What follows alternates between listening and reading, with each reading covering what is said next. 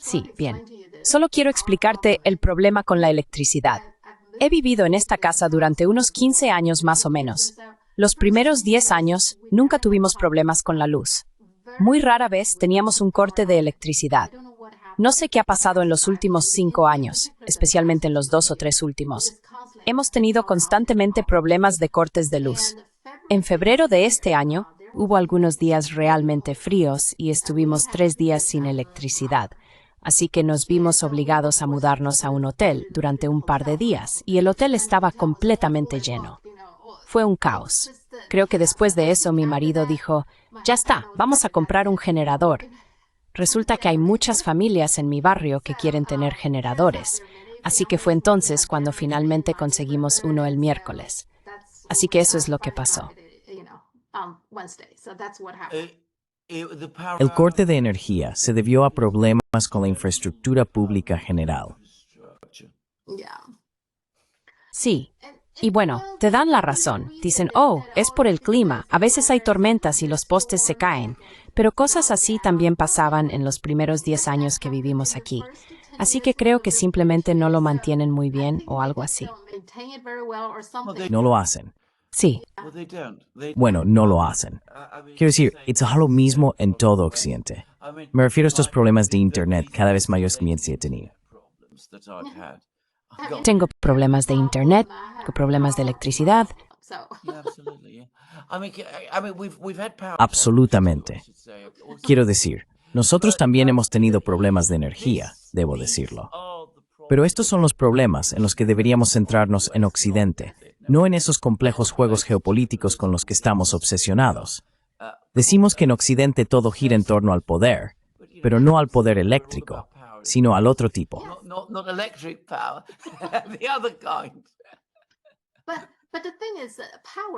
Pero la cuestión es que la energía, la electricidad, es realmente muy importante, no solo para el uso civil, sino también porque ahora todo requiere mucha energía. Fabricar chips consume mucha energía. Los modelos de IA, ya sabes, los centros de datos, utilizan una cantidad tremenda de energía. Pero no creo que estén prestando atención a eso, ni de lejos tanto.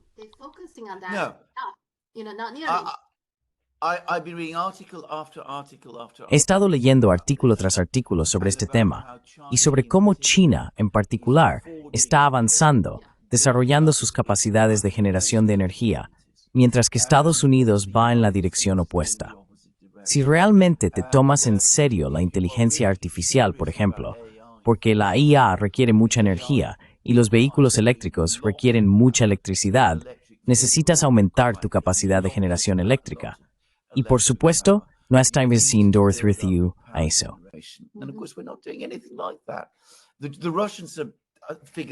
Por cierto, los rusos ya se han dado cuenta de esto y también lo están haciendo. Cada vez van a utilizar más el gas natural que antes exportaban a Europa para impulsar su propia industria energética nacional y así poder poner en marcha su propia inteligencia artificial. Y lo harán. Quiero decir, ya sabes, ese no es su plan a largo plazo. Su plan a largo plazo es la energía nuclear, porque la solar realmente no funciona al ser un país del norte.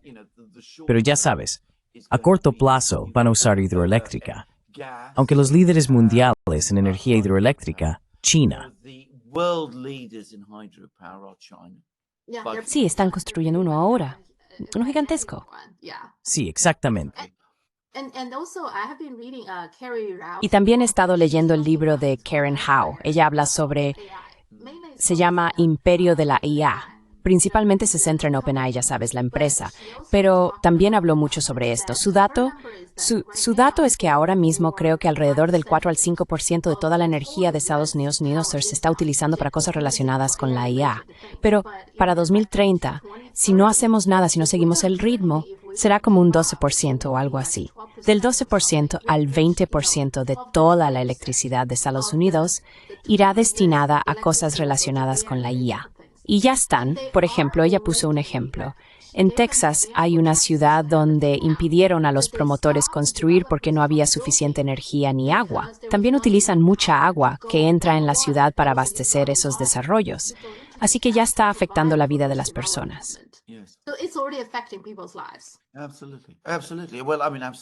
Absolutamente. Absolutamente. Bueno, quiero decir absolutamente. No tengo ninguna duda al respecto. Quiero decir, una de las razones, por cierto, por las que la demanda de vehículos eléctricos en Gran Bretaña ha caído es porque simplemente no hay suficientes puntos de recarga. Y no hay suficientes puntos de recarga porque no hay energía para ellos. Es decir, es una especie de círculo vicioso. Se puede ver claramente. Esto me recuerda, por cierto, tengo que decirlo. Cada vez que menciono estos rusos, siempre me recuerdan lo que dijo Lenin. El comunismo es el poder soviético más la electrificación de todo el país. Bien, eso suena bien. Sí, absolutamente. Estoy seguro de que lo saben muy bien en China. El comunismo es el poder soviético más la electrificación de todo el país.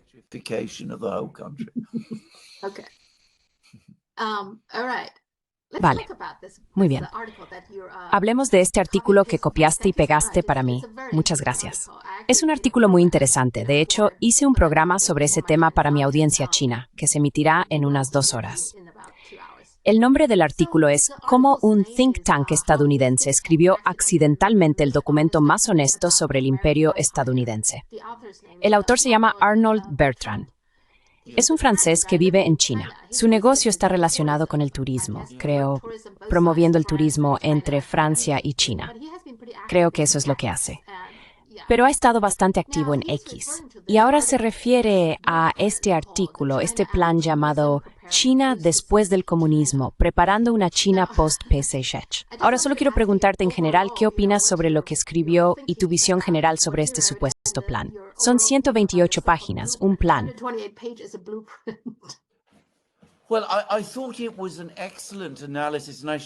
Bueno, me pareció un análisis excelente. Y debo decir que Arnaud Bertrand es una persona muy respetada en el mundo de los medios independientes y del análisis independiente sobre cuestiones de relaciones internacionales. Es decir, es alguien a quien la gente toma muy en serio, y con razón. Es un hombre realmente muy inteligente. No tengo ninguna crítica que hacer a su artículo salvo una, y es que lo aborda de una manera muy francesa. Lo analiza y lo deconstruye, y lo hace de forma muy lógica. Pero por supuesto, como resultado, quizá no le da a la pura maldad de esto el reconocimiento que merece. Es decir, lo que se está proponiendo aquí, y creo que voy a usar la palabra sin rodeos, me parece completamente malvado.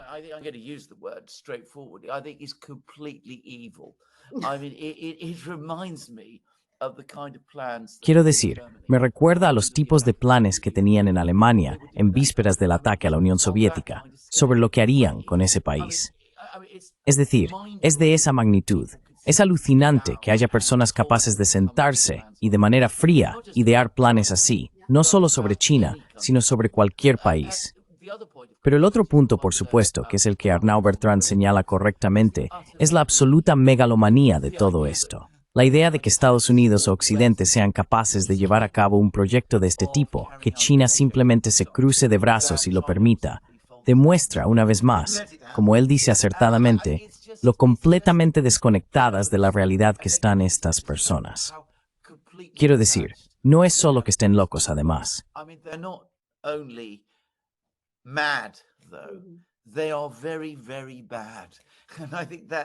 Son muy malos, y creo que eso es algo que deberíamos recordar. No hace tanto tiempo, hace 50, 60 años, si un grupo de expertos en Estados Unidos hubiera producido un documento como este, un informe así, habría habido un horror absoluto. La comunidad académica en Occidente se habría escandalizado. Se habrían planteado preguntas al respecto en los parlamentos europeos. La gente habría dicho, ¿qué cosa tan absolutamente espantosa es todo esto? Hoy en día, nadie dice nada.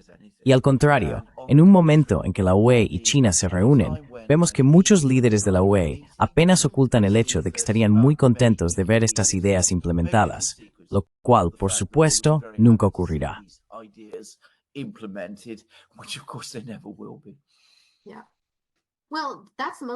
Sí. Bueno, esa es una de las partes más reveladoras. Y él hizo un resumen de lo que estas personas quieren. Vale, así que leamos lo que él resumió. ¿Cómo sería su China ideal? Bien. La completa balcanización de China mediante el apoyo a provincias regionales autónomas, con el objetivo de separarlas de China.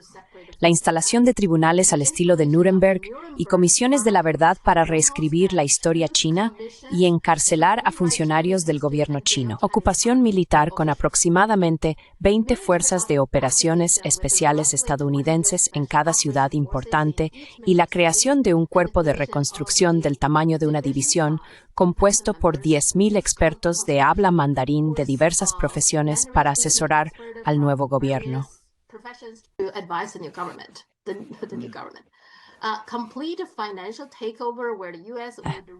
Una toma de control financiera total en la que Estados Unidos reestructuraría el sistema financiero chino, recapitalización, repudio, privatización y descentralización, e incluso reescribiría la Constitución china mediante convenciones supervisadas por estadounidenses. Ahora bien, Arnold tiene razón al decir que esto es peor que el siglo de humillación. En su momento aquello fue malo, pero esto es aún peor. Yo diría que también se parece a que mujeres términos de Japón. ¿No lo creas? ¿No lo crees? Absolutamente, exactamente. Eso es exactamente lo que es. De hecho, voy a ir más allá. Voy a decir esto. Diría que no es solo una copia. Quiero decir, está claro que se ha inspirado en los términos de rendición japoneses. Quiero decir, de eso se trata todo esto.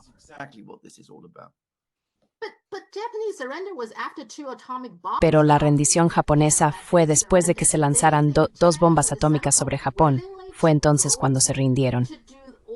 ¿De verdad creen que China aceptaría todo esto de buena gana? Quiero decir, se supone que el Hudson Institute es un centro de estudios respetable, pero emplean a personas como, uno de los autores es, por supuesto, Gordon. Usan a alguien así. Me pregunto, ¿cuál es el objetivo del Hudson Institute con esto? ¿Solo quieren que todo el mundo lo lea y se sienta bien para que puedan soñar con esto?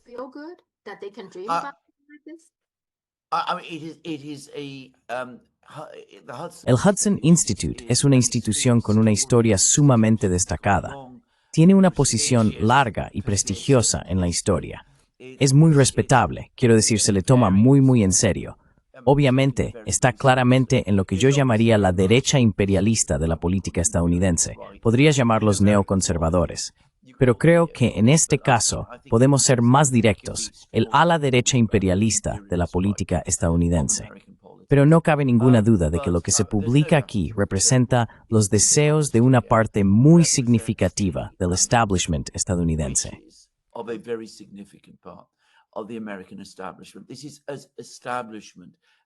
Esta es una de las instituciones más representativas del establishment en Estados Unidos. Lo que quieren es reproducir lo que Estados Unidos logró en Japón, convertir a China en una colonia, primero una colonia y luego un vasallo. Y por supuesto, el pueblo chino nunca va a aceptar esto. Y no fueron solo 2 bombas atómicas las que hicieron que Japón cambiara de rumbo. Nisep spreader allergren norma et maf por prenta en mesemhamen chinese por stugligesa to recording. So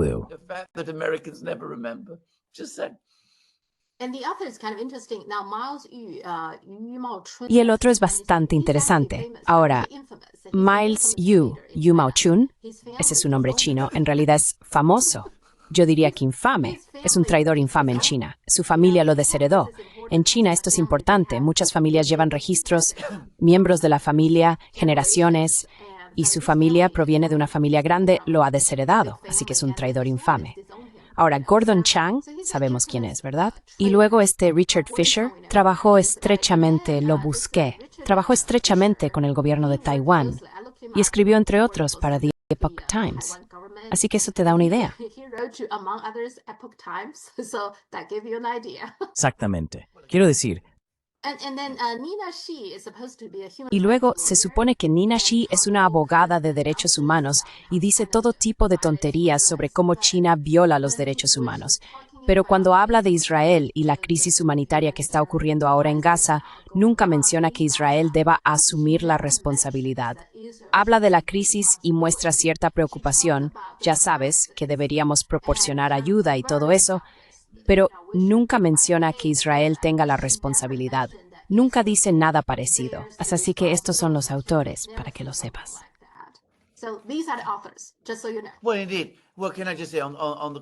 Bueno, efectivamente. Permítanme decir, respecto a la cuestión de la abogada de derechos humanos, que la total falta de interés genuino y sincero de esta persona por los derechos humanos queda demostrada por el hecho de que ha firmado y participado en la redacción de este documento. Este documento no trata de promover los derechos humanos en China, trata de destruir los derechos humanos en China. Es decir, eso es lo que es. Si se impone este tipo de ocupación a China, un país independiente, una nación independiente, una nación que ha hecho contribuciones increíbles a la civilización humana y que ha logrado cosas extraordinarias en los últimos, 70 o 80 años.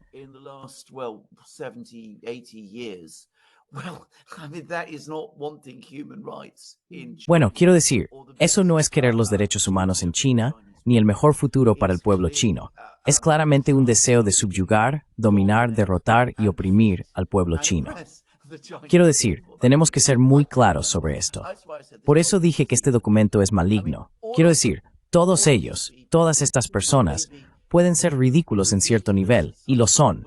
Quiero decir, son ridículos. Podemos reírnos de esto, pero realmente no deberíamos reírnos, porque esto es un plan maligno. Quiero decir, no uso esa palabra a la ligera. Casi nunca. En este caso, sí.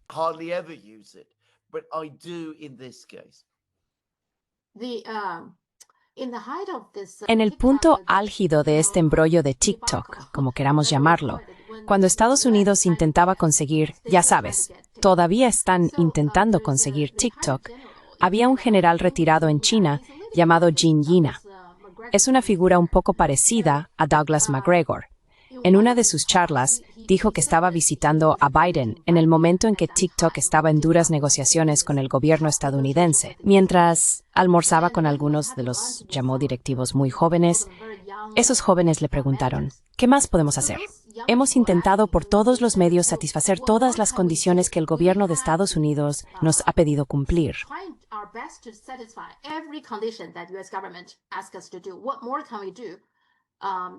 ¿Qué más podemos hacer para satisfacerles? Así que él dijo, bueno, ¿habéis leído el libro de Donald Trump? La respuesta está en su libro. Y ellos dijeron, no lo hemos leído. Entonces él dijo, leed la portada. Bueno, la portada dice, nunca es suficiente. Sí, así que cuando estaba leyendo todo este documento, ya sabes, punto por punto lo que quieren es como, supongo que ahí es cuando tienen suficiente. Vale, así que antes de eso, nunca es suficiente, supongo. ¿Correcto? Vale, correcto. Una cosa sobre la que sí quiero comentar es que él dijo que quieren que todas las regiones autónomas se conviertan en separadas independientes, excepto el Tíbet, porque no quieren molestar a la India, ya que se supone que la India es una nación amiga, o algo así.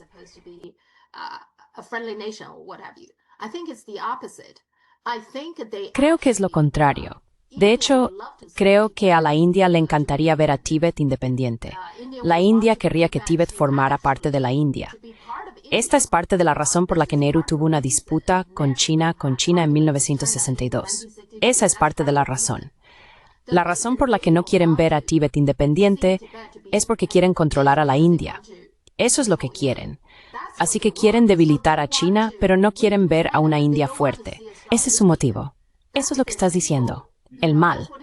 Pero no quieren molestar a la India en este momento. Por eso no lo dicen. No dan la verdadera razón. Es lo que quiero comentar.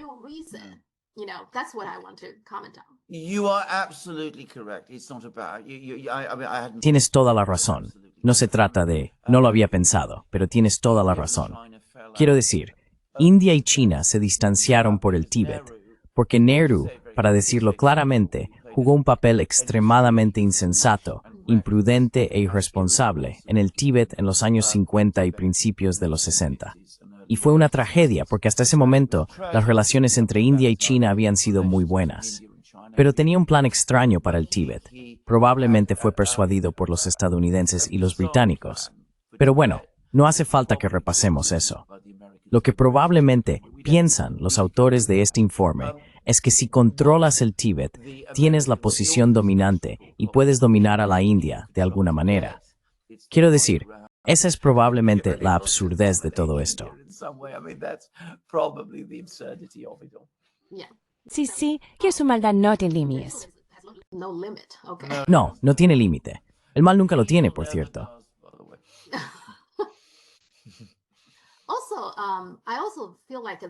Además, siento que esta idea de dividir China, tanto los soviéticos como Estados Unidos siempre han querido dividir China. Durante la Guerra Civil China, durante un breve periodo, el Partido Comunista estaba tomando el control del norte del río Yangtze y el Kuomintang estaba en el sur. De hecho, creo que tanto Stalin como Truman intentaron convencer a cada bando de que se quedara donde estaba y no intentara conquistar al otro. ¿No es así? Y eso es lo que es Taiwán, simplemente una forma de dividir China, ¿verdad?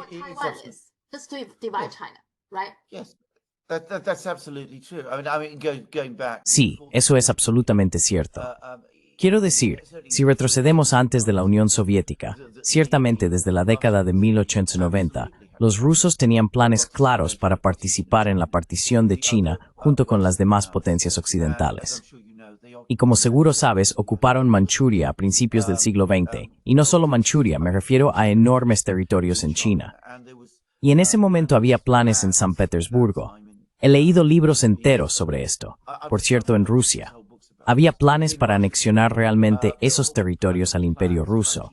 Y cuando digo Manchuria, eso incluye regiones centrales de la propia China, que siempre han sido reconocidas, incluso por quienes son más hostiles a China, como chinas.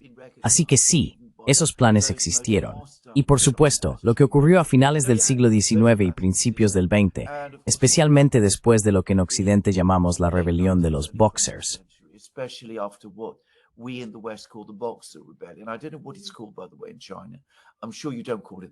No sé cómo se llama, por cierto, en China. Estoy seguro de que no lo llamáis la rebelión de los Boxers. Pero ante todo, en realidad no fue una rebelión, pero da igual. En fin, después de ese acontecimiento, hubo una partición efectiva de China. Los británicos tenían el mayor control y Yuan Shikai era su agente. Es decir, básicamente eso era lo que era. Así que ya sabes, fue con el apoyo de los británicos que logró tomar el poder con éxito. Y los británicos aprovecharon el hecho de que Yuan Shikai era su agente para extender su influencia durante este periodo en el Tíbet.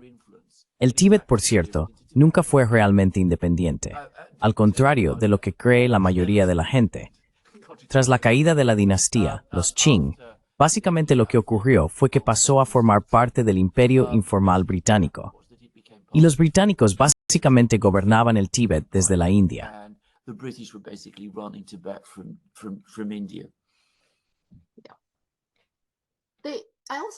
También tengo un poco de curiosidad. Ellos también intentan, bueno, ahora mismo odian a Rusia, así que hay un mapa circulando por ahí donde quieren dividir Rusia en 6 países.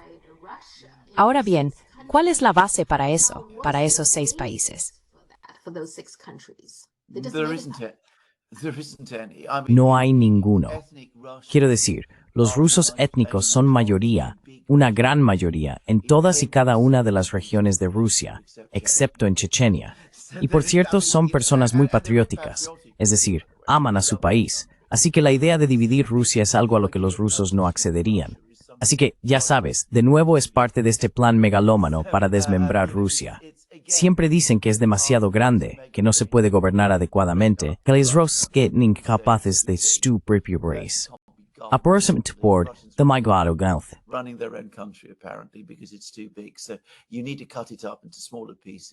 Así que hay que dividirlo en partes más pequeñas. Y deberías hacer eso con Rusia. Deberías hacer eso con China. Por supuesto, nunca jamás deberías hacer eso con Estados Unidos.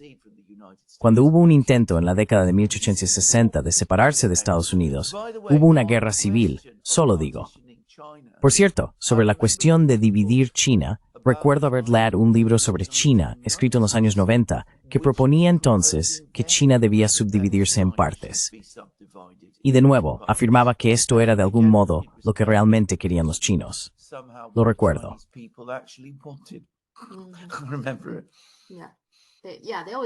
Sí, siempre afirman eso. Absolutamente. Y eso es lo que están haciendo con Taiwán. Simplemente no soportan a China, apoyarán una unificación de China. De hecho, no creo que hayan apoyado nunca ninguna unificación. ¿Lo hacen alguna vez? No. Alemania probablemente sea el único ejemplo para un país occidental.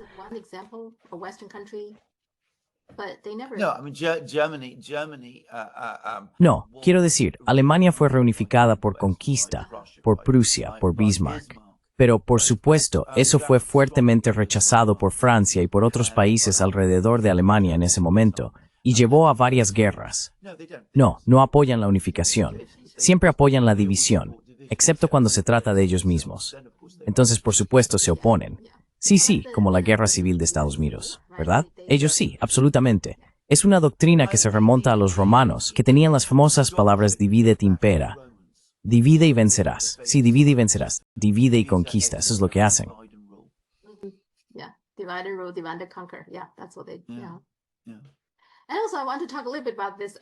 Y también quiero hablar un poco sobre este otro artículo que te envié, ¿vale? Porque Albert Jacobi, podemos decir que es como la Victoria Nuland contra China, porque Victoria Nuland está muy obsesionada con Rusia. Así que Albert Jacobi es el equivalente para China.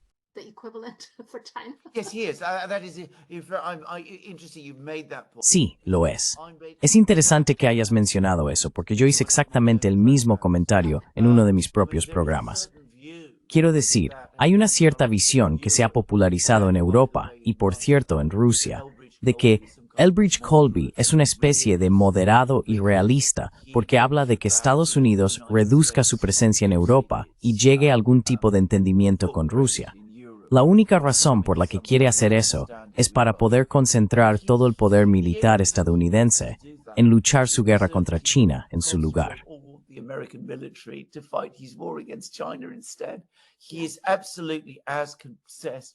Está absolutamente tan obsesionado con China como Victoria Nuland lo está con Rusia. La única discusión entre esos dos es cuál de estos rivales debería atacar primero Estados Unidos. Victoria Nuland dice, ataquemos a Rusia porque es más débil, y así podremos ocuparnos de China. Y Elbridge Colby dice, no, ataquemos primero a China porque es más fuerte. Si resolvemos el asunto de China, ya no tendremos que preocuparnos por Rusia. Simplemente tenemos imponerles los queremos. Pero esa es la más verexwalking.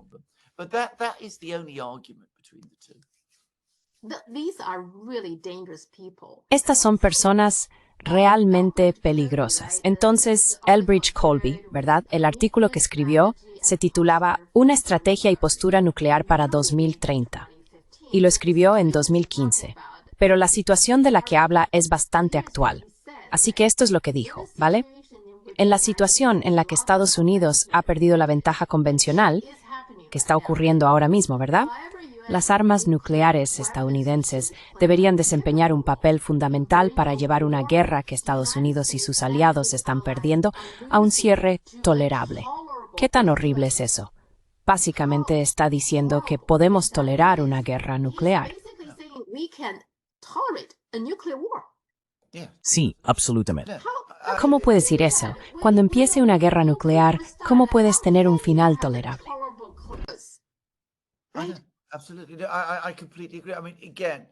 Absolutamente. Estoy completamente de acuerdo. Quiero decir, volviendo a lo que dijimos sobre el artículo del Hudson Institute, estas ideas son ideas malvadas. Es decir, son ideas malvadas.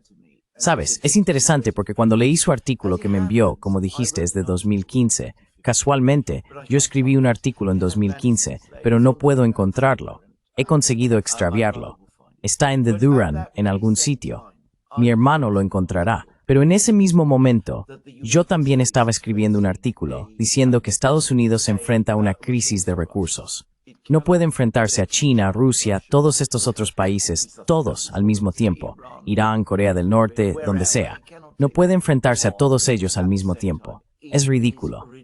Pero llegué a la conclusión diametralmente opuesta a la que ha llegado Elbridge Colby, que es, no pienses en la guerra nuclear. Deviljeste en kalkyrets casas. Stop thinking about any of these things. What I suggested then was what I called a Lo que sugerí entonces fue lo que llamé una tregua geopolítica, una situación en la que Estados Unidos llegue a un entendimiento con todos estos países, especialmente China, para regular sus relaciones de forma pacífica, resolver los problemas entre ellos de manera pacífica, dar tiempo a Estados Unidos para resolver sus propios asuntos y dejar de involucrarse en los problemas chinos. Y dije que esa era la única manera adecuada de avanzar. Pero vemos a Elbridge Colby, que obviamente domina la política exterior estadounidense ahora. Quiero decir, es claramente el pensador más importante dentro de la administración Trump. Es la luz guía allí, quiero dejarlo claro. Y por supuesto, se puede ver en qué dirección va. Y otras personas en Estados Unidos le siguen. Aquí tenemos a alguien que habla de llevar una guerra nuclear a una conclusión tolerable.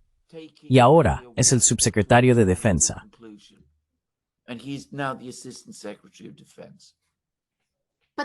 Pero estas personas son muy influyentes, verás. La cuestión es que no son elegidas, pero son muy influyentes, ¿vale?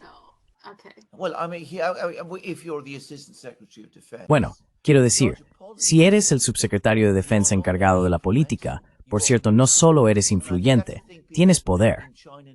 Y creo que eso es lo que la gente en China necesita entender.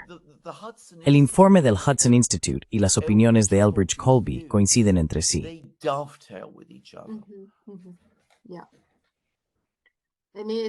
Sí, quiero decir, da miedo. Cuando lo estaba leyendo todo este párrafo, quería que mis espectadores lo escucharan, que lo oyeran. Aunque una pérdida de ventaja convencional parece poco probable a corto plazo, esa eventualidad podría desarrollarse, especialmente en Asia Marítima, donde Estados Unidos podría perder su dominio convencional si no toma medidas suficientemente eficaces y decididas para mantener su margen sobre la RPC, la República Popular China. En tal caso, las fuerzas nucleares estadounidenses tendrían que proporcionar a Estados Unidos opciones creíbles para una escalada controlada contra China. Opciones diseñadas para transmitir una firme determinación estadounidense de seguir escalando, influir positivamente en el conflicto militar convencional que sería el presunto precursor de tal uso, y demostrar la disposición a terminar el conflicto en términos mutuamente satisfactorios. ¿Qué significa eso? Términos mutuamente satisfactorios.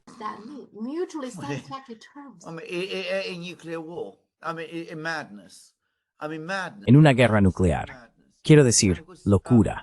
Quiero decir, locura. Absoluta locura. Y por supuesto, habrán leído eso en Pekín. Habrán debatido ese artículo en Chongnanhai. El gobierno de China estará bien informado sobre el hecho de que Elbridge Colby ha recibido hoy este puesto influyente en el Pentágono. Se dirán a sí mismos, aquí hay un hombre que habla abiertamente de una guerra nuclear con nuestro país y parece creer que esto desembocará en lo que él llama una conclusión mutuamente satisfactoria. Así que tenemos que asegurarnos de que este tipo de amenaza no pueda hacerse contra China. ¿Y cómo lo hacemos? Reforzando nuestras fuerzas nucleares, que es exactamente lo que está haciendo China. Y cuando la gente luego vuelve y dice que esto es agresividad por parte de China, bien, que me encuentren un artículo escrito por un Elbridge Colby chino que haga las mismas propuestas sobre la guerra con Estados Unidos.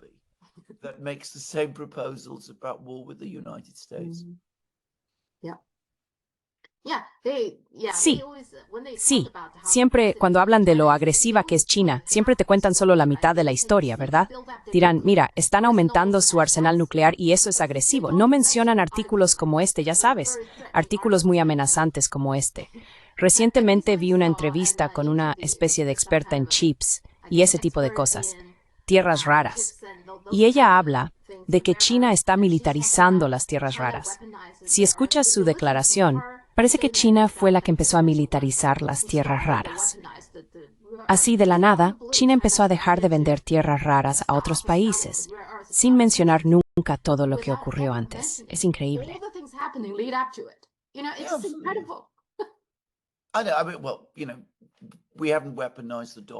Quiero decir, bueno, ya sabes, no hemos utilizado el dólar como arma. No hemos utilizado los aranceles como arma, que es lo que estamos haciendo ahora. No hemos impuesto sanciones a otros países. No estamos sentados sin hacer nada, permitiendo que la comida, la negación de alimentos, se utilice como arma en Gaza. Pero ya ves, los chinos están utilizando las tierras raras como arma, que es algo, bueno, puedes enfadarte mucho. Quiero decir, yo a veces me enfado muchísimo. Sí, cuando piensas en estas cosas, la hipocresía es tan grande y el sentido de derecho también es tan enorme que ya sabes, te deja sin palabras. Bien, así que la guerra de Ucrania ahora mismo hay. Okay, so the Ukraine war right now, there's several things happening. Están ocurriendo varias cosas. Entonces hablaron de nuevo. Hubo una conversación de paz, ¿verdad? Creo que fue hace 2 días. ¿Generó algo? ¿Cuál es tu opinión al respecto? What's your read on that? Well, what the Russians proposed. Bueno, lo que propusieron los rusos fue que las dos partes, las dos delegaciones, formaran 3 grupos de trabajo para estudiar cada aspecto del problema. Ahora bien, si buscas una solución a este conflicto tan largo, de la manera en que Donald Trump quiere, en 50 días o algo así, obviamente eso no te lleva muy lejos. En sí mismo, crear grupos de trabajo me parece una buena idea. Es decir, sienta las bases para negociaciones más sustantivas en el futuro, que con el tiempo podrían conducir a un resultado. Might in time lead to an outcome. So I wouldn't say that these negotiations Así que no diría que estas negociaciones en Estambul hayan sido un fracaso total. Por supuesto, los ucranianos aún no han aceptado esa propuesta. Pero el problema fundamental de todo el proceso de negociación sobre Ucrania, y por cierto, hubo un excelente artículo en Global Times que lo entendió, es que Occidente y Ucrania simplemente se niegan a reconocer que Rusia tiene preocupaciones de seguridad serias o legítimas. Hasta que no lo hagan, es difícil ver cómo avanza esta negociación. then it's difficult to see how this negotiation can move forward. Just like the woman talking about the rare earth. Igual que la mujer que hablaba sobre tierras raras, nada de lo que se mencionó llevaba a ese tema. No mencionan todo lo que condujo a la guerra en Ucrania, ¿verdad? Y creo que ese es el problema, porque ¿por qué Rusia? Si yo fuera Rusia, ¿por qué estaría de acuerdo contigo en algo? Hubo 2 acuerdos de Minsk, ¿no? Y no sirvieron de nada. Así que no lo sé. So Exactly. I don't know. But No, you're completely right. I mean, the Russians, of course, complain about this all the Tienes time. toda la And razón. other people in Y los rusos, por supuesto, se quejan de esto todo el tiempo. Y creo que la gente en China lo entiende. Quiero decir, como dije, el artículo en Global Times fue brillante, por cierto. No era solo un artículo, era un editorial en Global Times. Fue absolutamente brillante y demostró una comprensión excepcional del problema. Pero como dije, no es un tema que se discuta nunca en Occidente. Hay un artículo de un hombre llamado George Beebe, a quien conozco un poco, que es un ex oficial de inteligencia estadounidense, uno de muy alto rango, pero él hace exactamente el mismo comentario. Y dice, ya sabes, en Occidente todo se centra en lo que necesita Ucrania y lo que quiere Ucrania. Nunca se plantea la cuestión de qué necesita Rusia y qué quiere Rusia. Y si abordas cualquier tipo de negociación para poner fin a una guerra de esa manera, no vas a llegar a ninguna parte. in that kind of way, you're not going to get anywhere at all. and in the meantime, Y mientras tanto, Rusia ha bombardeado recientemente Kiev de forma intensa con drones y misiles. Además, algo interesante es que ahora hay manifestaciones en contra de Zelensky. ¿Están cansados de Zelensky? ¿Se están preparando para organizar una revolución de colores en su contra? Are they getting ready Yes. to color revolution him? No, I don't think so. I think he is still in control. No, I don't think no he's lo getting creo. full Creo que él sigue teniendo el control y no creo que vaya a caer pronto. Pero sí, están empezando a cansarse de Zelensky. Quiero decir, ya ha habido artículos, especialmente en los medios británicos, que dicen esto en las últimas semanas. Y no fueron escritos por personas que yo esperaría que estuvieran vinculadas a los servicios de inteligencia. En otras palabras, no eran artículos plantados con la intención de socavar a Zelensky porque alguien en Washington quiera derrocarlo o algo por el estilo. Quiero decir, se escriben artículos así, pero estos no eran de ese tipo, y las personas que los escribieron han sido hasta ahora grandes admiradores de Zelensky y fervientes partidarios de Ucrania. Pero varios de ellos han estado recientemente en las últimas semanas en Kiev y han vuelto conmocionados. And they've come back shocked. One of them was Gideon Rackman. Uno de ellos fue Gideon Rachman en el Financial Times y el otro fue un hombre llamado Owen Matthews que escribía para The Spectator. Y ambos regresaron conmocionados. Encontraron el país muy desmoralizado, la situación volviéndose cada vez peor. Y como has dicho correctamente, los ataques con misiles y drones en toda Ucrania están aumentando, y Ucrania no parece tener medios para contrarrestarlo. Cada vez más personas dicen que tiene que haber paz, y Zelensky no está proporcionando paz.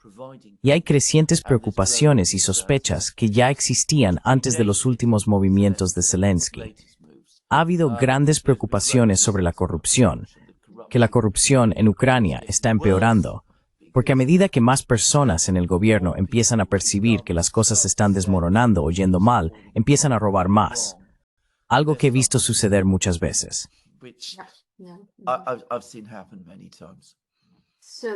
Así que están más desesperados, preparándose para su propia situación después de, ya sabes, la derrota, una especie de, sí, vale.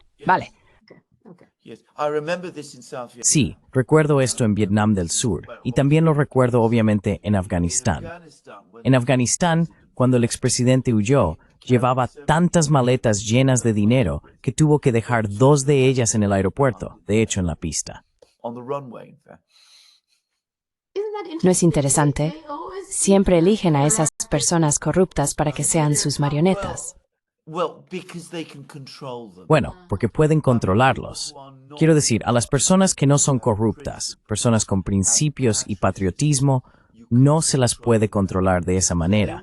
Así que siempre eligen a personas corruptas y poco comunes como Zelensky o Chiang Kai-shek. Sí, simplemente eso. Sí, Chiang Kai-shek también es muy... En particular, su esposa, ya sabes, es impresionante. La familia Sung es tremendamente corrupta. Sí, absolutamente. Sí. Von der Leyen y Costa están visitando China ahora mismo. Ahora, primero, ¿puedes explicarme la diferencia entre el presidente del Consejo Europeo y el presidente de la Comisión Europea? ¿Cuál es la diferencia?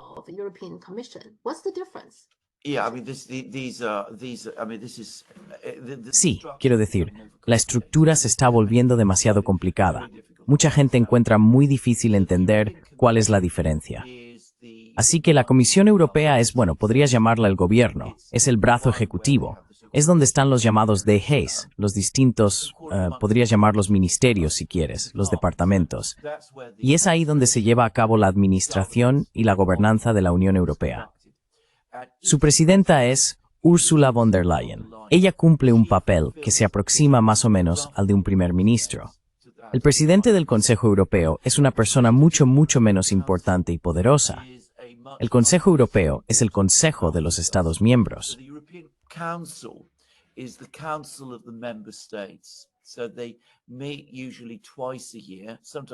Así que suelen reunirse 2 veces al año, a veces con más frecuencia.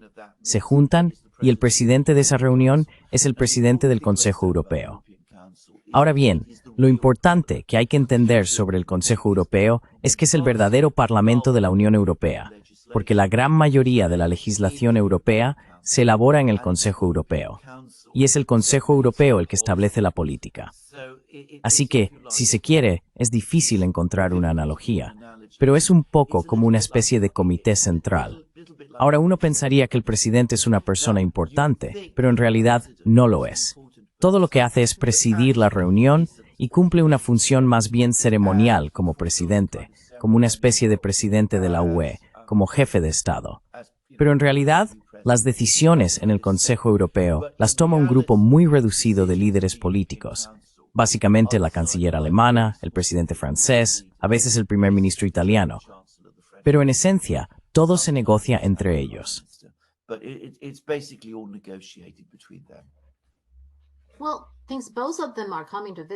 Bueno, creo que ambos van a visitar China, así que deben tomarse este viaje bastante en serio. Al mismo tiempo, hasta ahora estoy intentando hacerme una idea de si la reunión ha ido bien, ya sabes, con Xi Jinping y los demás líderes. Según la BBC, no está yendo muy bien. Ahora, los medios chinos no han informado mucho al respecto. Y en general, los medios chinos no te dirían, vale, esta es una reunión horrible. No escribirían algo así. Simplemente te dirían que hubo una reunión y que discutieron esto y aquello. No hay ninguna emoción asociada a estas informaciones. ¿Tú qué has leído al respecto? I thought exactly the same. I was reading it. Pensé exactamente lo mismo. De nuevo, estamos hablando del Global Times, pero hoy leí un editorial que trataba sobre esta próxima reunión y me sorprendió lo neutral que era respecto al encuentro. Ahora, hace no mucho tiempo, estas reuniones eran grandes acontecimientos. China y la Unión Europea realmente trabajaban muy estrechamente juntas. Parecía haber un abrazo general, genuino y sincero entre ambas partes. Alemania, en particular, tenía relaciones económicas muy estrechas con China. Recuerdo que durante la época en que David Cameron y George Osborne dirigían el gobierno británico, el Reino Unido trabajaba para desarrollar relaciones buenas y sólidas con China.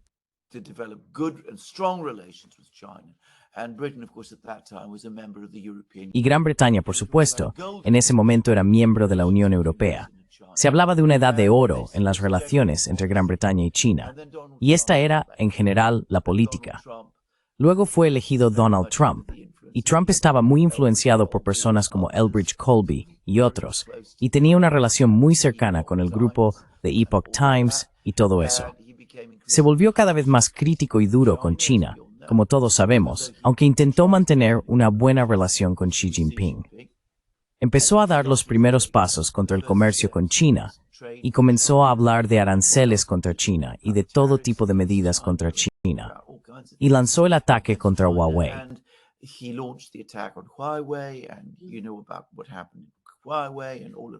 Y ya sabes lo que pasó con Huawei y todo esto, y todo empezó a ir mal. La relación entre Europa y China comenzó a deteriorarse y ha ido empeorando de forma constante.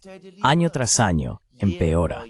Y por supuesto, ahora han intervenido y han añadido algo más. Ahora están culpando a China de toda la crisis de Ucrania. Dicen, ya sabes, que si no fuera por China, Rusia no estaría luchando de la manera en que lo hace. Y hablaste de todos los drones y misiles. Bueno, ya sabes, es porque los chinos los ensamblan. Envían todas estas piezas a Rusia, y eso es lo que lo mantiene en marcha. Y todas esas municiones que se supone que Rusia está importando de Corea del Norte, en realidad son chinas.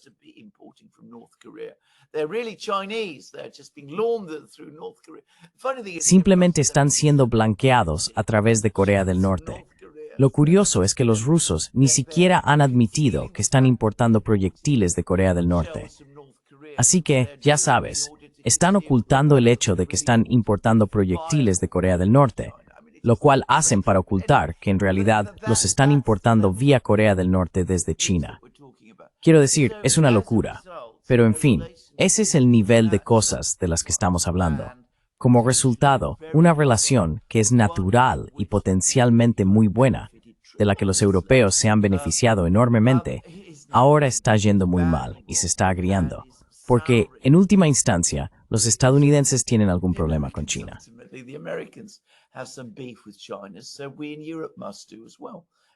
Así que nosotros en Europa también debemos hacerlo.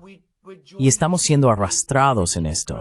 Y nos estamos sumando con, ya sabes, un entusiasmo creciente. Los europeos están repitiendo todos los argumentos habituales de los estadounidenses. Están mencionando Xinjiang y el Tíbet y todas las demás cosas, obviamente Ucrania y todo lo demás, y Taiwán, la heroica Taiwán resistiendo frente a China y todo esto.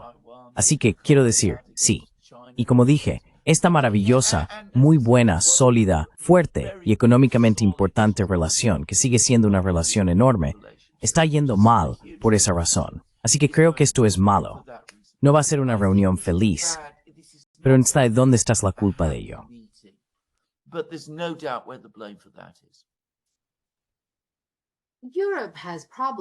Europa tiene un problema. Quiero decir, con todo lo que están haciendo para apoyar a Estados Unidos contra China, ¿qué obtienen ellos de Estados Unidos? Trump está pidiendo aranceles altos para Europa. Es decir, ¿no entiendes que Trump no quiere ver una Europa fuerte y poderosa? right? Well, there is some pushback about this. There has been a Bueno, very, hay very cierta resistencia respecto a esto. El Parlamento francés ha elaborado un informe muy contundente. Recuerda que el Parlamento francés está dominado por partidos que se oponen al gobierno francés, a Emmanuel Macron, pero han redactado un documento muy sólido sobre este tema.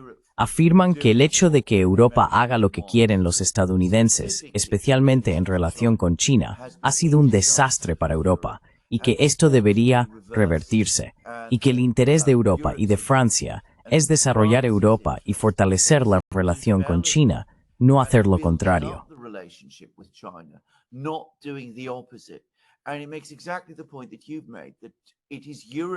Y expone exactamente el punto que has mencionado, que es Europa la que necesita esta relación más que China, lo cual es cierto, por cierto. Pero por supuesto, los líderes en toda Europa son ciegos ante esto. Ya sabes, los rusos dicen que los 3 estados bálticos, que juntos son diminutos, de alguna manera han conseguido envenenar todo el discurso en Europa. Quiero decir, son muy hostiles hacia Rusia. Son muy hostiles hacia China, por razones que Dios sabrá. Att Israel Rambros para el son. It's a string nembestral recién matter refers a Alemanis Marang Estonia. Started to referring to Germany as Greater Estonia. Yeah. Yeah. And the Chinese media Y los medios chinos, de hecho he visto que mucha gente repite este argumento, es que de las 3 potencias, ya sabes, Rusia, China y Estados Unidos, China es el único país que realmente querría ver a Europa prosperar. Rusia ciertamente no quiere ver a Europa colapsar. Si la OMC colapsara hoy, a Rusia le parecería bien. Y probablemente Estados Unidos aplaudiría.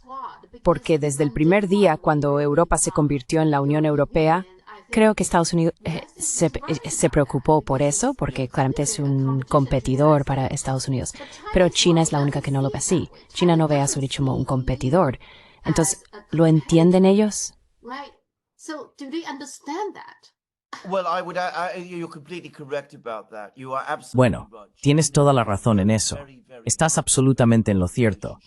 China ha trabajado muy duro para desarrollar una buena relación con la UE como institución, y preferiría mucho más, porque el enfoque de China siempre ha estado en el comercio, los negocios, ese tipo de cosas. Tratar con el organismo central en Europa, con el que puede colaborar, en lugar de tener que tratar con cada Estado miembro por separado. También se puede entender la lógica de eso. Tienes toda la razón en eso. Pero hay algo más que quería añadir a esto, y es que Europa y China tienen una relación milenaria entre sí, quiero decir, mucho más larga que la que han tenido Rusia o Estados Unidos.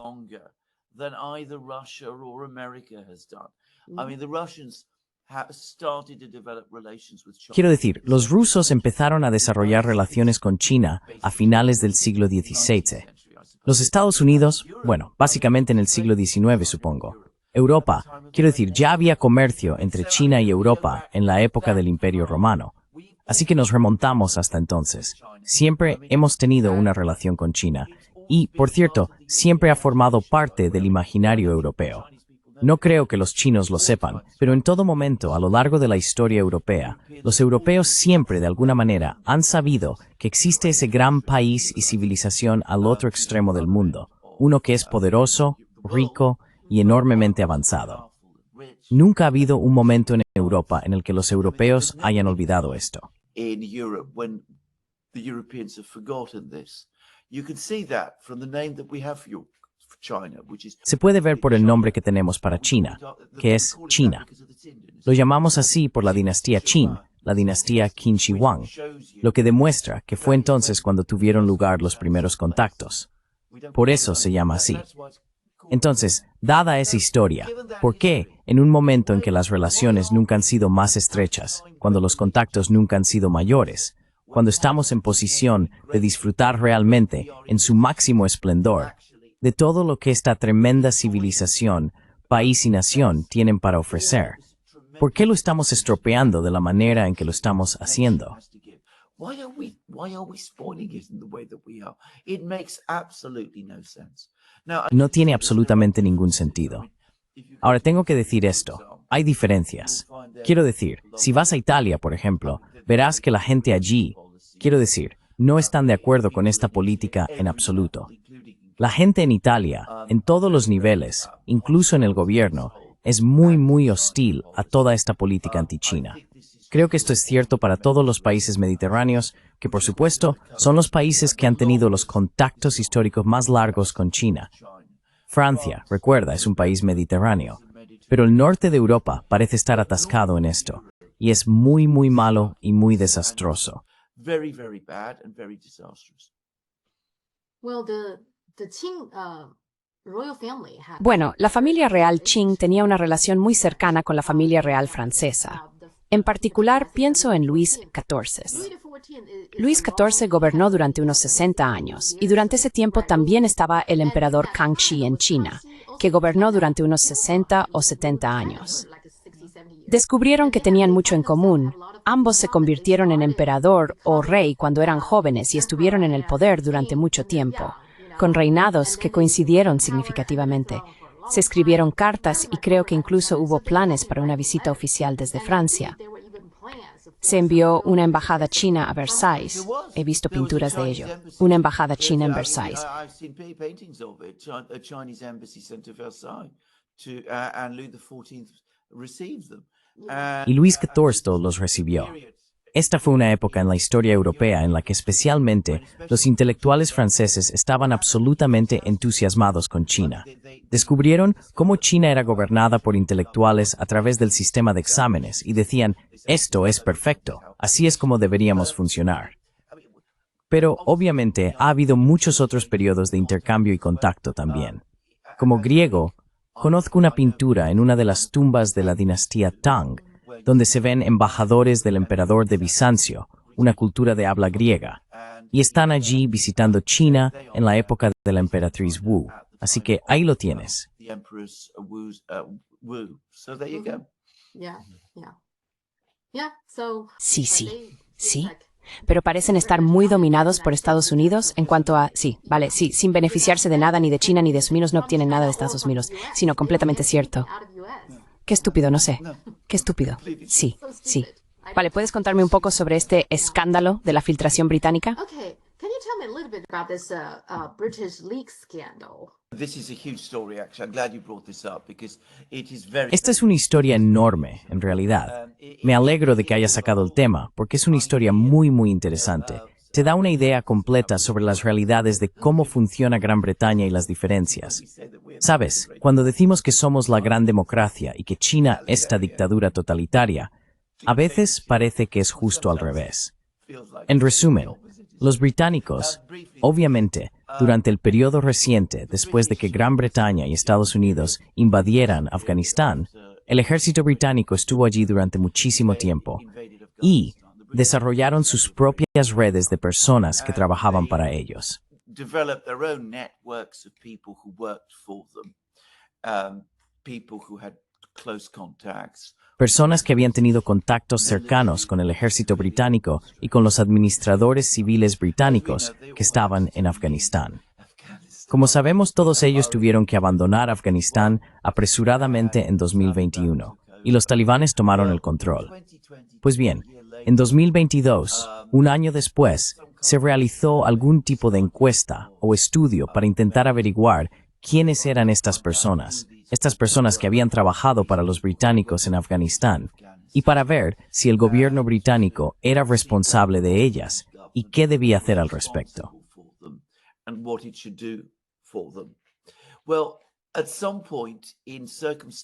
Bueno, en algún momento, en circunstancias que nunca se han aclarado, en 2023, un funcionario del Ministerio de Defensa británico envió toda una lista con los nombres de estas personas a través de un correo electrónico que no era seguro.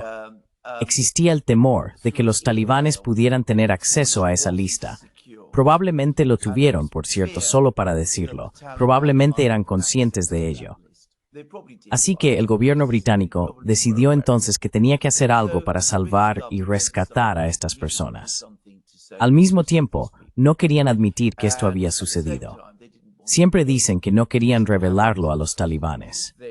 Pero, por supuesto, los talibanes lo sabían, porque por eso los británicos estaban tan preocupados por hacer todo esto.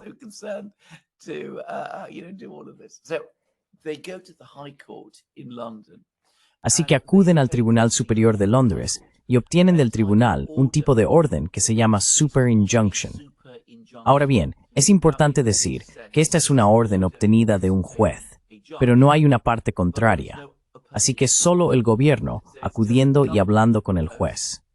La orden dice que toda discusión y publicación sobre esta filtración y lo que ha sucedido está completamente prohibida. Toda la información relacionada con esta filtración es completamente secreta. La propia orden es secreta. No se permite mencionar el hecho de que se ha obtenido una orden del tribunal, que es secreta. Así que luego utilizan esto para hacer varias cosas. Y aún no está claro exactamente qué hicieron, pero al parecer, algunas de estas personas fueron llevadas a Gran Bretaña, a otras se les dio dinero, se hicieron todo tipo de cosas.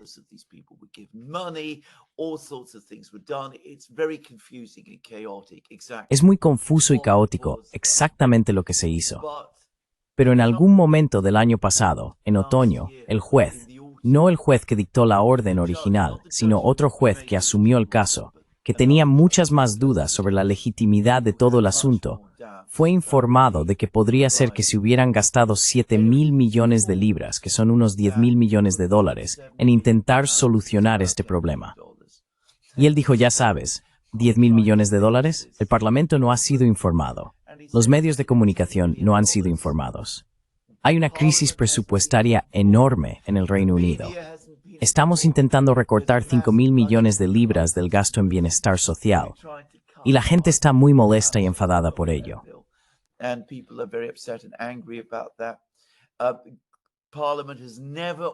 El Parlamento nunca ha autorizado el gasto de este dinero. Ha llegado el momento. Simplemente no puedo seguir haciendo este pedido. Así que finalmente canceló el pedido. Y entonces todo salió a la luz. Los medios de comunicación descubrieron de repente que esto es un gran escándalo. Algunas de estas personas han sido traídas a Gran Bretaña, eludiendo todas las leyes de inmigración. Se ha gastado todo este dinero, todo esto ha sucedido y ahora está al descubierto. Así que lo que hizo el gobierno británico fue ocultar el hecho de que cometió un error enorme. Ocultó el hecho de que recibió una orden del tribunal para ocultar este gran error.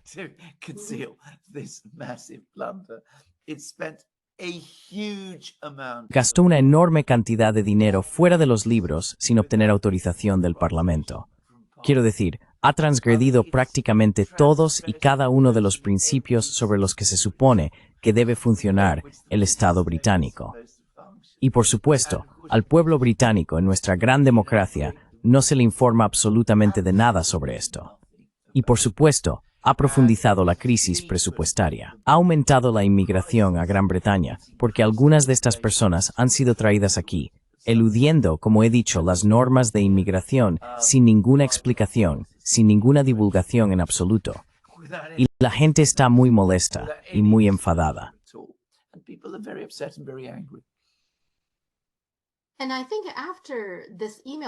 Y creo que después de que se enviara este correo electrónico que mencionaste, supongo que por accidente o algo así, no se descubrió de inmediato. Así que la filtración ocurrió en febrero de 2022 y luego se descubrió en agosto de 2023, es decir, un año y medio después. Se descubrió porque alguien en Afganistán obtuvo los datos y publicó parte de ellos en Facebook. Sí. Para chantajear a los británicos y conseguir que los saquen de Afganistán, supongo. Tienes toda la razón en eso. Es exactamente cierto. Así que, como dije, la premisa de que quieres mantener esta información alejada de los talibanes es incorrecta, porque ya se estaba difundiendo en Afganistán. Sí. Y lo otro que resulta interesante es que cuando intentan conseguir gente, ahora estas personas han estado trabajando, supongo, para Gran Bretaña, ¿no? Así que para este tipo de personas, creo que en China la gente las menosprecia. Las ven como traidores, ¿vale? Por ejemplo, algunos de ellos en Hong Kong tienen muchas ganas de mudarse a Gran Bretaña y cosas así. Y en China mucha gente dice que si estas personas quieren mudarse a Gran Bretaña, que lo hagan y que no vuelvan. It's like truth.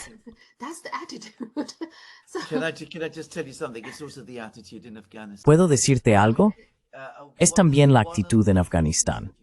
Quiero decir, una de las cosas que seguramente habrás notado es que no hay grandes historias de enormes represalias tomadas contra estas personas por parte de los talibanes. Los talibanes simplemente desearían que se fueran. Y de hecho, si alguna vez hubiera algún tipo de problema, conozco muy bien el sistema de los talibanes, le dirían a los británicos, bien, llévenselos, simplemente desháganse de ellos. No los queremos aquí en nuestro país. Eso es todo. Sí. Eso es lo que dijeron los talibanes. No han tomado represalias contra nadie. Y de hecho en esto sí que les creo. No, sí. Si fuera de otra manera, lo sabríamos.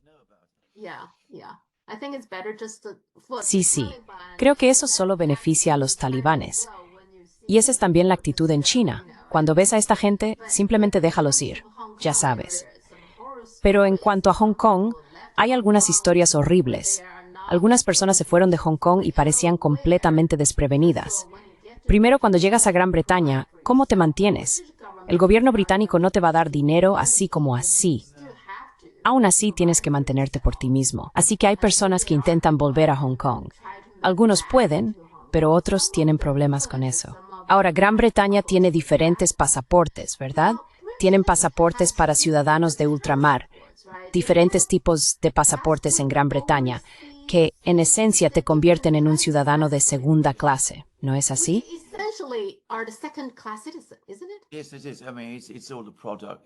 Sí lo es. Quiero decir, todo es un producto, todo es el legado del Imperio Británico.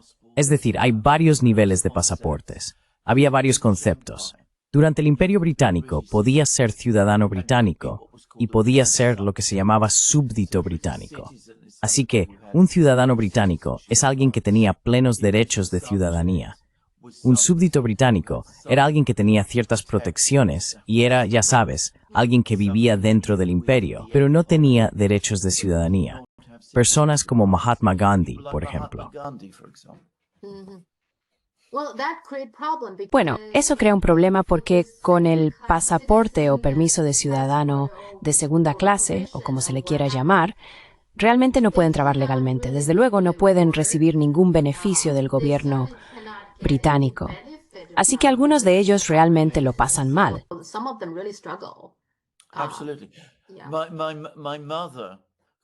Absolutamente. Mi madre, que nació de un padre británico, mi abuelo, tenía la ciudadanía británica, aunque en realidad él era de origen griego.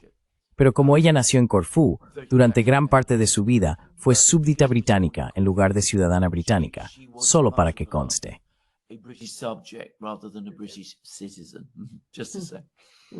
Lo hiciste, sí, es bastante interesante. Y tienes toda la razón. Quiero decir, sabes, estabas limitado en lo que podías hacer. Recuerdo a principios de los años 70, cuando hubo un gran movimiento de personas, asiáticos, que habían sido reasentados por el Imperio Británico en África Oriental. Muchos de ellos decidieron que no querían quedarse en África Oriental cuando los estados de África Oriental se independizaron y quisieron venir a Gran Bretaña. No tenían plenos derechos de ciudadanía y tuvieron muchísimos problemas para conseguir derechos para trabajar y hacer cosas en Gran Bretaña.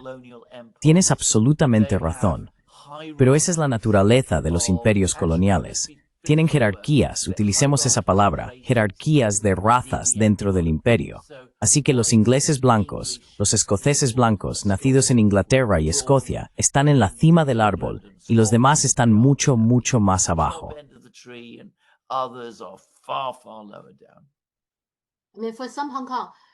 Quiero decir, para algunos residentes de Hong Kong, el problema es que una vez que obtienen la ciudadanía, ya sea completa o parcial, al gobierno de Hong Kong no le importa. Si tienes la ciudadanía de otro país, ya no se te considera residente de Hong Kong. Y eso se ha convertido en un problema para algunos de ellos que intentan regresar a Hong Kong.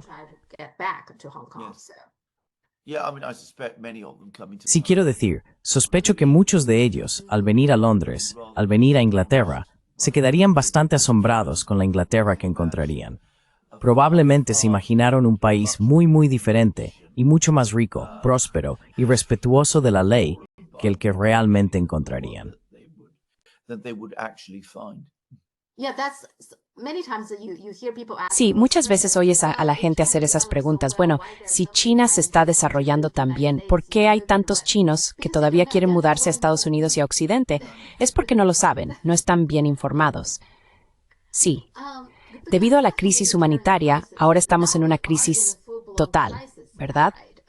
Si uso una bola de cristal, sabes, la presentadora del programa Hill decía, no sabía que vivimos en un mundo de 2 billones de personas morir de hambre y no hacer nada. Yo tampoco lo sabía. And do nothing. I didn't know that either. No, I But this didn't is know where we're that. I not only did I not No, know that, no lo sabía. No solo no lo sabía, esto es, por supuesto, una hambruna intencionada. Quiero decir, se está haciendo a propósito.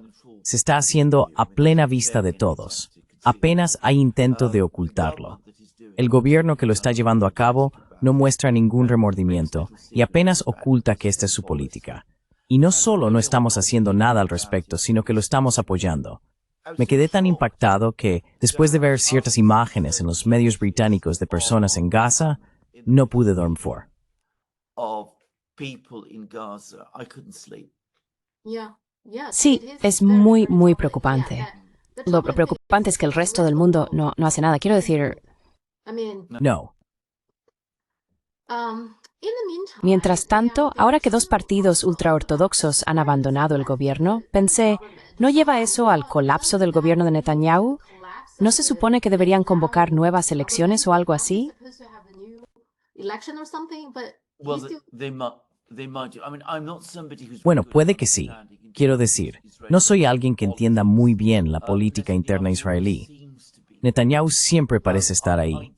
Sospecho que está perdiendo gradualmente su posición en Israel y, por supuesto, se enfrenta a todo tipo de problemas legales. Pero podría ser que su gobierno colapse y haya elecciones. Sin embargo, no estoy convencido de que cualquier nuevo gobierno vaya a ser muy diferente del anterior. Es decir, puede que haya una diferencia en que quizás no tengamos a Netanyahu, que es una figura particularmente siniestra y en cierto modo muy carismática. Pero quien quiera que tome el relevo puede que no sea especialmente diferente. Whoever takes over might not be particularly different. yeah. Now coming back to Donald Trump, he's always Ahora, volviendo a Donald Trump, siempre es tan entretenido. El expediente Epstein, claramente hay una enorme presión sobre él ahora. Intenta todas las distracciones posibles. La última es que intentará procesar a Obama. Incluso dijo eso para desviar la atención cuando le preguntaban sobre el expediente Epstein. Dijo, ¿por qué no miran a Obama? Ya sabes, esto y lo otro. Ahora, el Russiagate es falso, no hay duda de eso, así que no siento simpatía por Obama en este caso. Pero al mismo tiempo, Trump no aborda el problema. No entiendo por qué no puede publicar algo. Aunque esté censurado, hay muchas cosas disponibles públicamente. Por ejemplo, esos juicios civiles. Ya se ha presentado mucha información en los juicios que podría hacerse pública. ¿Por qué no le da algo a la gente? Why doesn't he give people something? You're absolutely right. I mean, I don't understand it. I mean, Tienes toda la razón. Quiero decir, no lo entiendo. Para un político tan hábil como Trump en ciertos aspectos, su error de juicio aquí ha sido asombroso. Ahora bien, soy alguien que pasó varios años de su vida revisando todo el material sobre Russiagate. Y sabes, para mí esto es muy, muy interesante. Pero nunca me he engañado pensando que esto tiene la misma importancia para la mayoría de la gente que el caso Epstein. El punto que quiero destacar es muy sencillo. Para la mayoría de las personas en Estados Unidos y en otros lugares, Russiagate es, en última instancia, un escándalo que gira en torno a la personalidad de un solo hombre, Donald Trump. centers on the personality of one man, Donald Trump. I mean, it's all about Donald Trump at the end of the day. Epstein, Quiero decir, al final del día todo gira en torno a Donald Trump. Epstein es un escándalo que trata sobre ellos. Se trataba de un depredador sexual muy poderoso y muy bien protegido que se aprovechaba de estadounidenses comunes, inevitablemente de niños. La gente va a centrarse en ese caso. Quiero decir, Russiagate no les interesa lo que dijo Obama en una reunión el 7 de enero de 2017. Quizá deberían estar interesados, pero la realidad es que no lo estarán. En cambio, con Epstein, absolutamente están muy interesados y tienen razón en estarlo, porque es un asunto terrible. Quiero decir, ya sabes, no pretendo saber todas las respuestas sobre Epstein. No las sé. I mean, I don't pretend I know all the answers about Epstein. I don't. I don't know exactly how he died. No sé exactamente cómo murió, pero hay tantas preguntas. ¿Cómo llegó a ser tan rico? No hay una explicación real para ello. ¿Cómo pudo permitirse el estilo de vida que llevaba con el dinero que tenía? Quiero decir, para tener un jet privado y todas esas residencias por todo el mundo, necesitabas tener mucho más dinero del que se sabe que tenía. Entonces, ¿cómo lo hizo?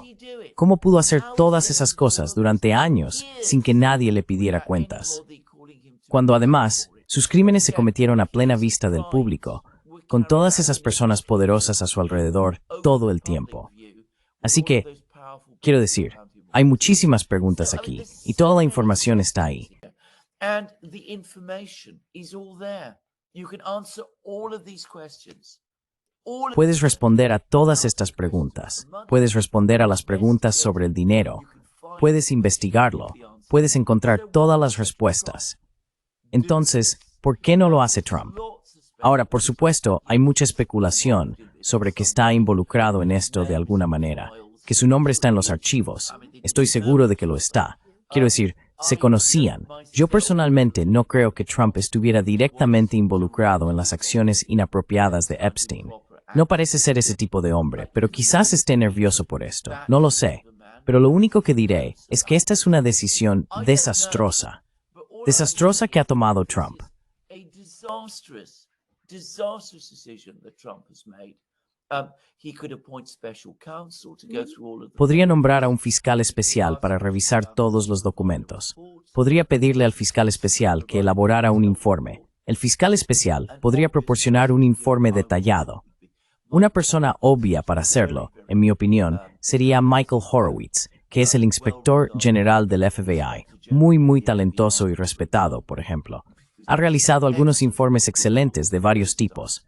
Yo lo nombraría a él o a alguien como él. Intentaría sacar a la luz toda la información posible sobre Epstein. Y si no hubo una gran conspiración, si Epstein lo hizo todo por su cuenta, entonces que se presenten las pruebas y se muestren al público. Produce the evidence and show it to the people, and they will come to that conclusion by themselves. Y llegarán a esa conclusión por sí mismos. Hacer lo que está haciendo Trump supone dos cosas. En primer lugar, da la impresión de que él mismo está protegiendo a personas poderosas, cuando salió diciendo que sería alguien que iría a Washington a drenar el pantano. Está contradiciendo la imagen que la gente tiene de él, que es la principal razón por la que votaron por él. Y por supuesto, inevitablemente hace que la gente sospeche y diga, bueno, la razón por la que Trump no hizo eso, no está cumpliendo lo que prometió, es porque él mismo está implicado de alguna manera. Ahí lo tienes. In some way himself. There it is.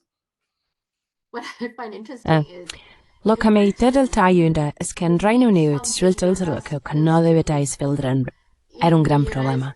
En Estados Unidos quieren que se estrelga, no necesito verlo. let us see it. No, I know. No lo sé. I know it's true. Lo sé, es bastante cierto. Es bastante... No. And not only that, the speaker, the Johnson, Y no solo eso, el presidente de la Cámara, Johnson, también está intentando evitar, hay personas como Thomas Massie, por ejemplo, que tienen proyectos de ley para publicar todos los archivos relacionados con Epstein. Y Johnson no quiso someterlo a votación, así que concedió un permiso anticipado a toda la Cámara. Bien, ahora están en receso hasta el 2 de septiembre, pero lo interesante es que el receso comenzó el 22 de julio. Pero ¿sabes lo que hicieron el 23 de julio? Aprobaron un proyecto de ley llamado HR 1319, que es una enmienda a la Ley de Normas Laborales Justas de 1938. Esta enmienda básicamente introdujo una definición muy estricta de lo que es un empleado real, lo que hace que la mayoría de los empleados pasen a ser algún tipo de trabajador autónomo, lo que significa que no tienen beneficios ni protección y desde luego no pueden afiliarse a ningún sindicato. Así que lo aprobaron justo después de que el supuesto receso ya había comenzado. Así que todo el receso es para evitar votar sobre el caso Epstein, pero no parecían querer retrasar esta votación para redefinir empleado y dificultar que los trabajadores normales obtengan beneficios. make it harder for regular workers to get benefit.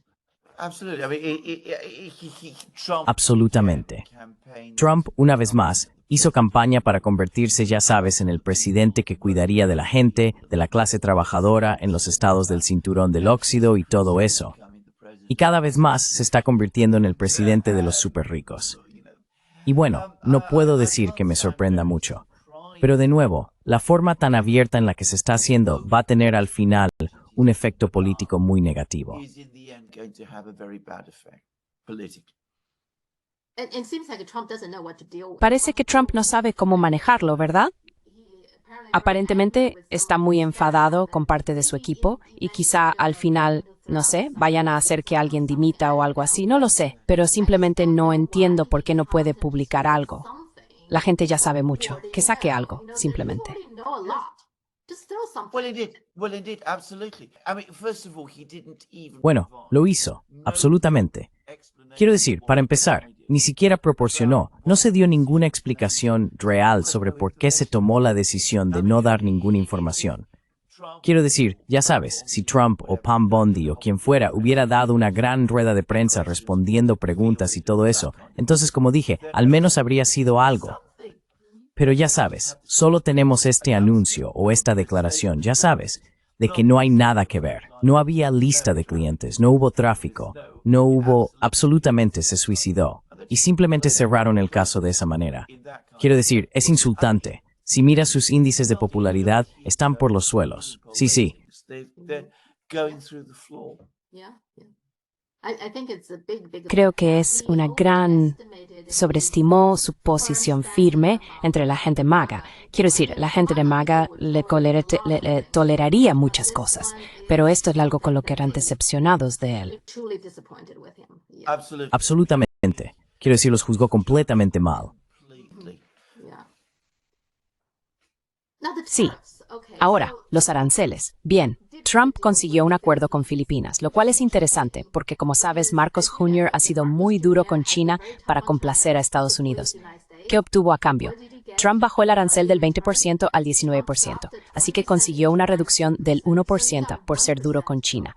No solo eso, en la rueda de prensa que dieron, Trump dijo, no me importa si él se lleva bien con China porque nosotros nos estamos llevando bien con China. Quiero decir, la vergüenza, la humillación, fue completamente evidente, lo embarazoso que fue, lo incómodo que se sentía. Está por todas partes en los medios chinos. Yes, absolutely. Yeah, I know. I mean, the Chinese must be. Lo sé. Quiero decir, los chinos deben de estar, no sé si se están riendo, pero deberían. No, estoy completamente de acuerdo. Quiero decir, Marcos Jr. ha destrozado o ha hecho mucho por destrozar lo que era una buena relación con China. ¿Y qué ha conseguido a cambio? ¿Qué está consiguiendo alguien a cambio? Anybody getting in return?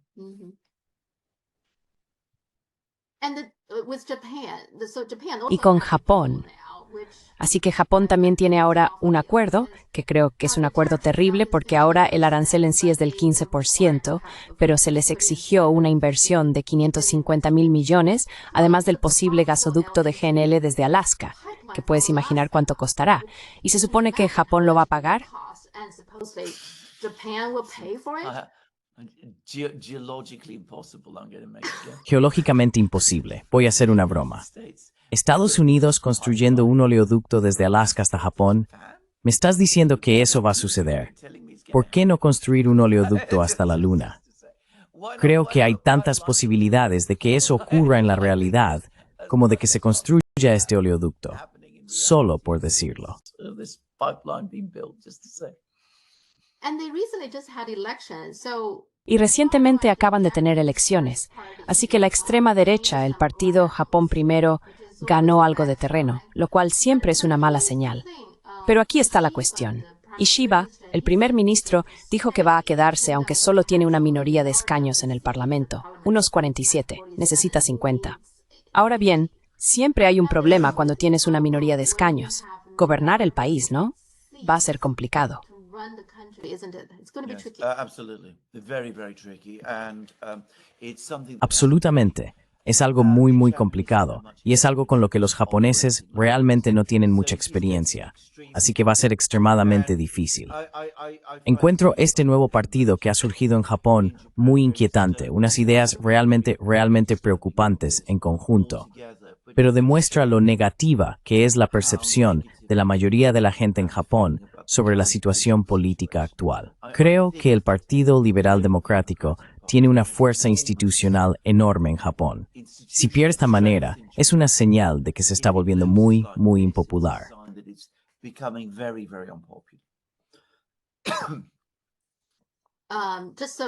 Solo para añadir algunas cosas más, estamos hablando de lo caótico que está el mundo, ¿verdad? Pues bien, Camboya y Tailandia, esa situación también parece estar escalando. De hecho, Tailandia ha enviado F-16 para bombardear Camboya. Sí, esa es una situación extraordinaria, que por cierto no entiendo del todo.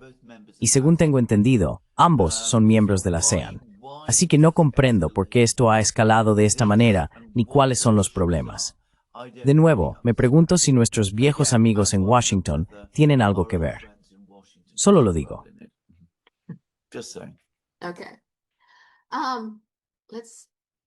Vale, terminemos nuestra discusión con algo más ligero. ¿Has estado al tanto del escándalo de Coldplay? Ya sabes, la CEO y la CPO de Astronomer estaban en el concierto de Coldplay y luego la Kiss Cam las enfocó.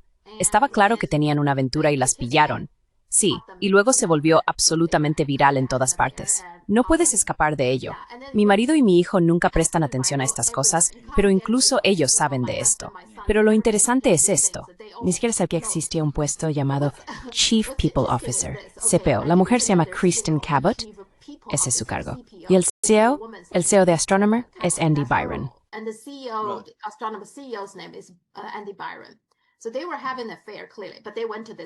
Así que estaban teniendo una aventura, claramente, pero fueron a este concierto y los captaron en cámara. Así que lo busqué. ¿Qué es un CPO? ¿Sabes lo que se supone que debe hacer un CPO? Entre otras cosas, moldear la cultura de la empresa, mejorar el compromiso de los empleados, asegurar la alineación con los valores y garantizar el cumplimiento de la legislación laboral y los estándares éticos. No puedes inventarte cosas así. Pero mi comentario es que la razón por la que esto se hizo mega viral está en todas partes. Creo que es porque uno es CEO y el otro es CPO. Creo que la gente odia a esas personas. La gente odia a los CEOs por sus sueldos escandalosos. Y el CPO, la persona de RHH, hace mucho del trabajo sucio cuando despiden a la gente. Así que la gente odia a esas personas.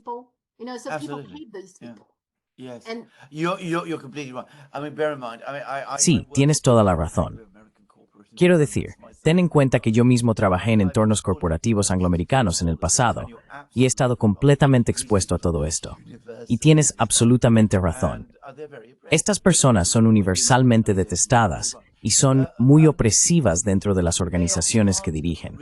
Son parte de la razón por la que las corporaciones en Occidente, al menos en el Occidente angloparlante, se han vuelto tan disfuncionales.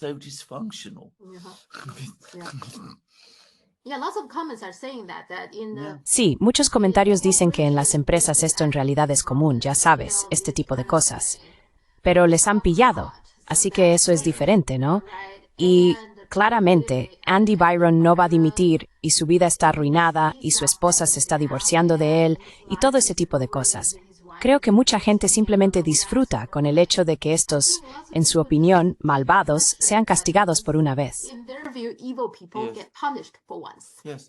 Sí, malvado, materiarse, absolutamente. Así que con eso, hablemos la próxima vez. Siempre tenemos mucho de qué hablar. Sin duda lo hicimos. Y creo que hoy tuvimos un programa realmente bueno, de hecho. Muchas gracias, Sofía. Tengo muchas ganas de que llegue la próxima semana. Cuídate. Que tenga un buen fin de semana. Gracias. Adiós.